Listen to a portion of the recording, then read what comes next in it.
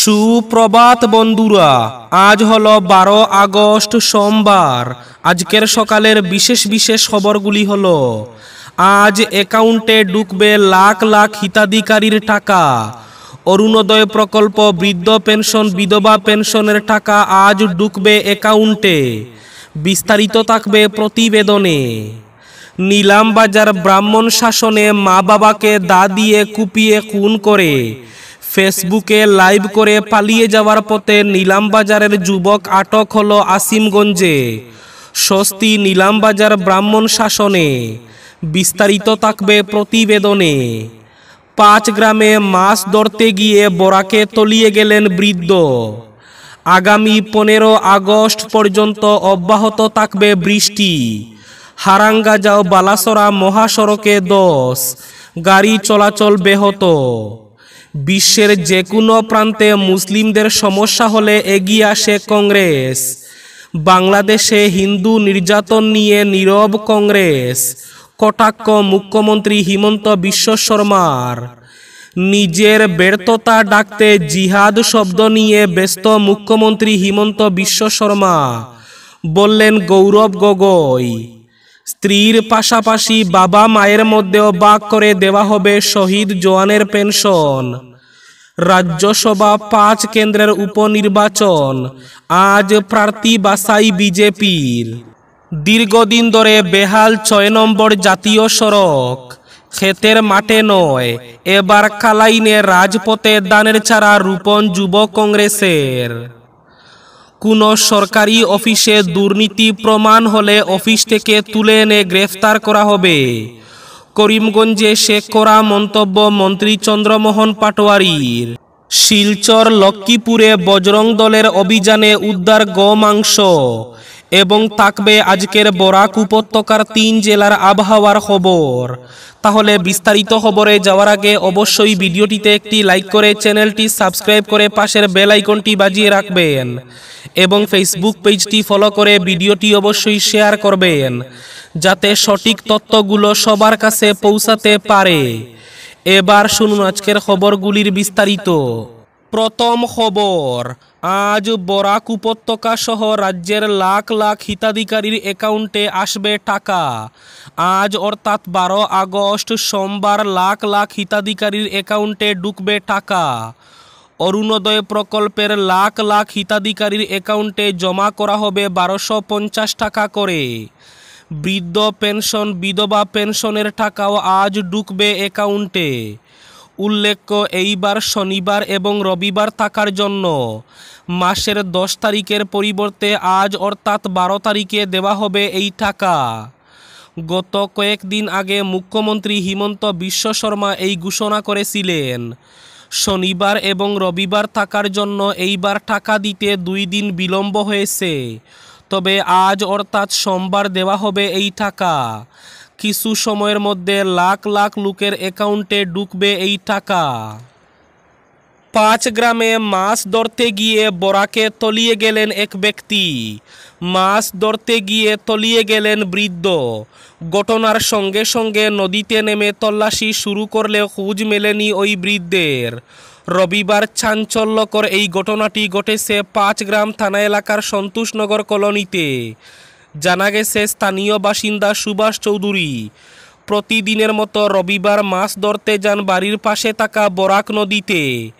প্রায় 3-4 ঘন্টা পেরিয়ে গেলেও তিনি বাড়িতে আসেননি। পরিবারের লোকজন চিন্তিত হয়ে নদীর তীরে খুঁজতে বের হন। তারা দেখতে পান মাছ ধরার বড়শি রয়েছে নদীর তীরে, কিন্তু সুভাষ নিখোঁজ। তখন তাদের আর বুঝতে বাকি থাকেনি যে তিনি নদীর জলে তলিয়ে গেছেন। সঙ্গে সঙ্গে চিৎকার চেঁচামেচি শুরু হয়। খবর দেওয়া হয় পুলিশে। পুলিশ, এসডিআরএফ ও ডিডিআরএফের দল নিয়ে ঘটনাস্থলে পৌঁছে বরাক নদীতে শুরু করে তল্লাশি অভিযান। 3-4 ঘন্টা নদীতে তল্লাশি চালালেও সন্ধান মেলেনি সুভাষের। পরে সন্ধ্যা গনিয়ে আসায় তল্লাশি বন্ধ করে দেওয়া হয়। আজ আবার তল্লাশি চালানো হবে। মা বাবাকে দা দিয়ে কুপিয়ে খুন করে ফেসবুকে লাইভ করে পালিয়ে যাওয়ার পথে আসিমগঞ্জ থেকে আটক ঘাতক পুত্র। নৃশংস খুনের কাণ্ড নিয়ে তীব্র চাঞ্চল্য নিলামবাজার ব্রাহ্মণ শাসনে। বৃদ্ধ মা বাবাকে নৃশংসভাবে খুন করে ফেসবুকে লাইভ ঘাতক পুত্রের। এর আগে দাঁড়ালো দা দিয়ে মা বাবাকে নৃশংসভাবে খুন করে বাড়ি থেকে পালিয়ে যাওয়ার চেষ্টা করে, তবে শেষ রক্ষা হয়নি ঘাতক পুত্রের। পুলিশ আটক করে তাকে। মর্মান্তিক এই ঘটনায় তীব্র চাঞ্চল্য বিরাজ করছে নিলামবাজারের ব্রাহ্মণ শাসন গ্রামে। তবে এই মর্মান্তিক খুনের ঘটনার কোনো সঠিক তথ্য এখনও পাওয়া যায়নি। তবে পারিবারিক অশান্তি থেকে জুরা খুনের ঘটনাটি সংঘটিত হয়েছে বলে ধারণা অনেকের। পলাতক ঘাতক পুত্র আব্দুল হাসিবের পিছু দাওয়া করে রাতে অবশেষে 20 কিলোমিটার দূরে আসিমগঞ্জ থেকে পাকড়াও করে নিলামবাজার পুলিশের কাছে সমঝে দেন স্থানীয়রা।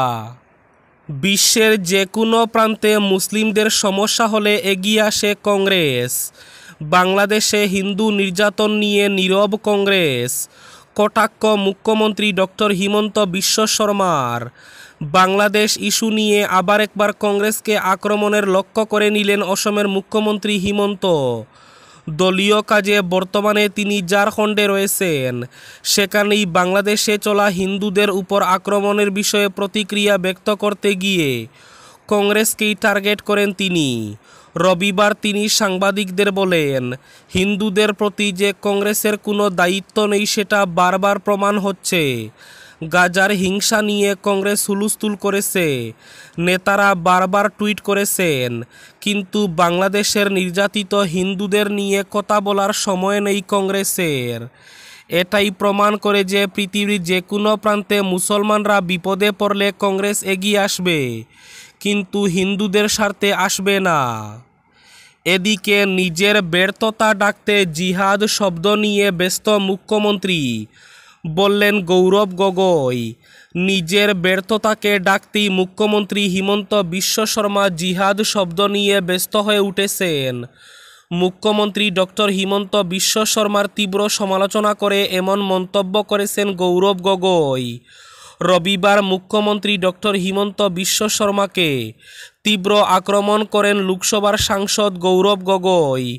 হিমন্তের মুখে বারবার জিহাদ শব্দ উচ্চারণ করার তীব্র প্রতিবাদ জানিয়েছেন গৌরব। রবিবার গৌরব গগৈ বলেন, হিমন্ত সরকার দুর্নীতিতে নিমজ্জিত, সব ক্ষেত্রে ব্যর্থ হচ্ছে বিজেপি সরকার। দুর্নীতি আর প্রশাসনিক ব্যর্থতা ডাকতে মুখ্যমন্ত্রী বারবার জিহাদ শব্দ উচ্চারণ করছে বলে মন্তব্য করেন তিনি প্রশ্ন করেন, কেউ কি পারবেন অসমের মুখ্যমন্ত্রী হিমন্ত বিশ্ব শর্মাকে বারবার জিহাদ শব্দ উচ্চারণ করা থেকে বিরত রাখতে? আগামী 15 আগস্ট পর্যন্ত রাজ্যে বৃষ্টিপাত অব্যাহত থাকবে, এই পূর্বাভাস দিয়েছে আবহাওয়া দফতর। হারাঙ্গাজাও বালাসরা মহাসড়কে 10 গাড়ি চলাচল ব্যাহত। শনিবার ও রবিবার পাহাড়ের বিভিন্ন এলাকায় বৃষ্টি হওয়ায় বালাসরা এবং হারাঙ্গাজাও মহাসড়কের আদাকুচিতে ব্যাপক ধস নামে। শনিবার ব্যাপক ধস নামে আদাকুচি এলাকায়, ফলে বেশ কয়েক ঘন্টার জন্য বন্ধ ছিল বরাক এবং ডিমা হাসাও জেলার লাইফলাইন।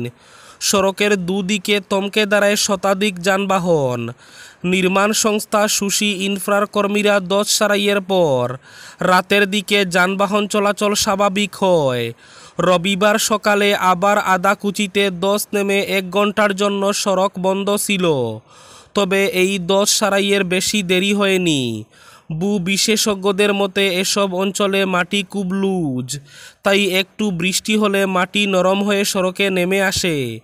আবার রোদের তাপে মাটি শুকিয়ে গেলে সেই মাটি নিচের দিকে নেমে আসছে। এছাড়া সড়ক তৈরি করতে নতুন মাটি কাটা হয়েছে, তাই ধস পড়াটা অস্বাভাবিক কিছু নয় বলে জানিয়েছেন বিশেষজ্ঞরা। শিলচর লক্ষ্মীপুরে গোমাংস বিরোধী অভিযান চালিয়েছে বজরং দল। রবিবার পৃথক 3টি স্থান থেকে 3 জন ব্যবসায়ী সহ বস্তাবন্দি গোমাংস উদ্ধার করেন বজরং দলের কর্মকর্তারা।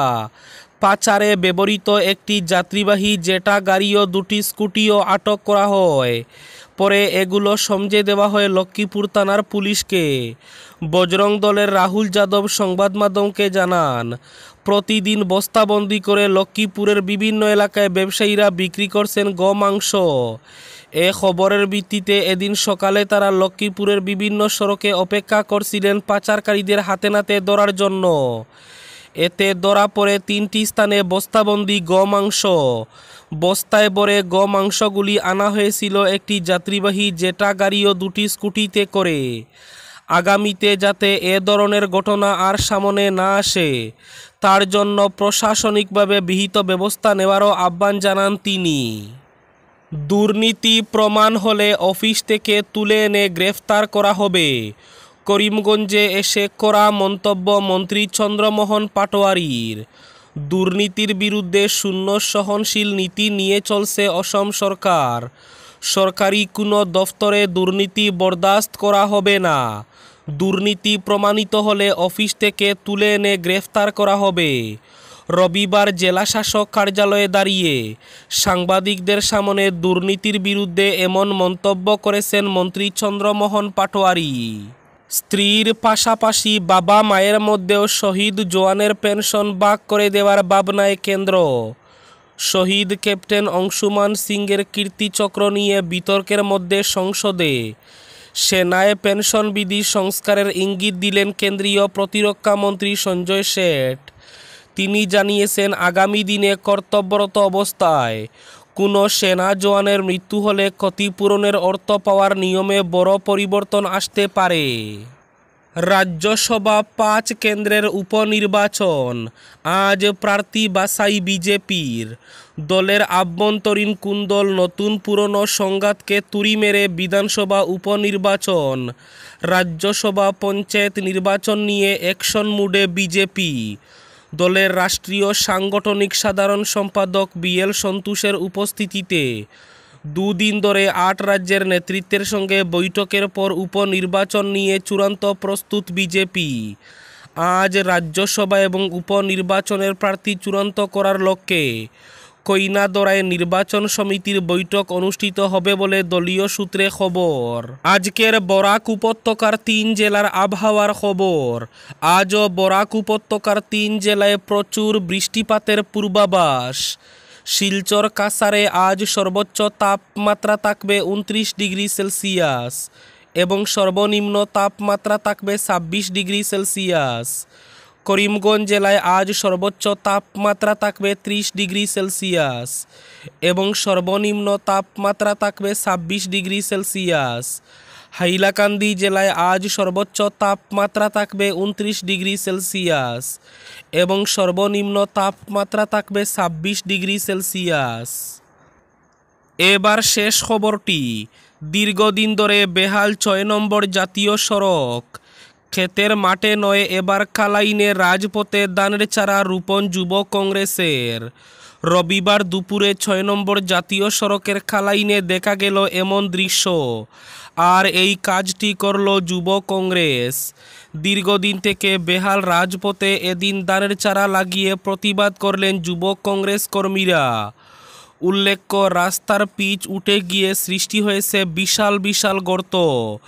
দিগরখাল থেকে কাটিগড়া চৌরঙ্গি পর্যন্ত একই অবস্থা। বৃষ্টি হলেই কালাইন বাজার এলাকায় সৃষ্টি হয় অবর্ণনীয় পরিস্থিতি।